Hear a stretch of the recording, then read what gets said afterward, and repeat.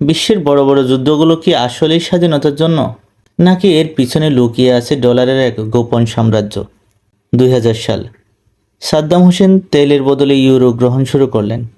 ঠিক 3 বছর পর ইরাক আক্রান্ত হলো।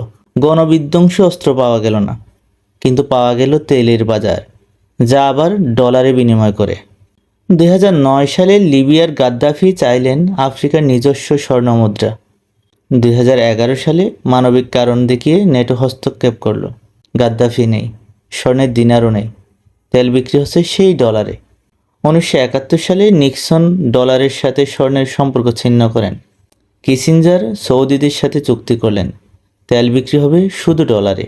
নাম হলো পেট্রো ডলার। বিশ্বের প্রতিটি দেশ ডলার কিনতে বাধ্য হলো। রাশিয়া যখন রুবলে গ্যাস চাইলো, শুরু হলো নজিরবিহীন নিষেধাজ্ঞা।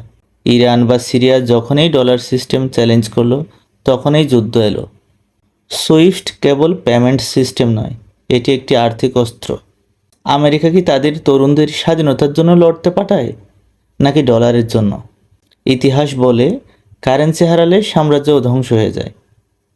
এখন ব্রিক্স দেশগুলো ডলারের বিকল্প তৈরি করছে। চীন তৈরি করছে ইউয়ান কেন্দ্রিক এক নতুন অর্থনৈতিক পথ। বিশেষজ্ঞরা বলছেন আমরা এখন ডলার সাম্রাজ্যের শেষ পর্যায়ে আছি। এই সত্যিটা আমেরিকানদের কাছে খুবই তিক্ত একটা বিষয়। আপনি কি মনে করেন? আপনার মতামত কমেন্টে জানান।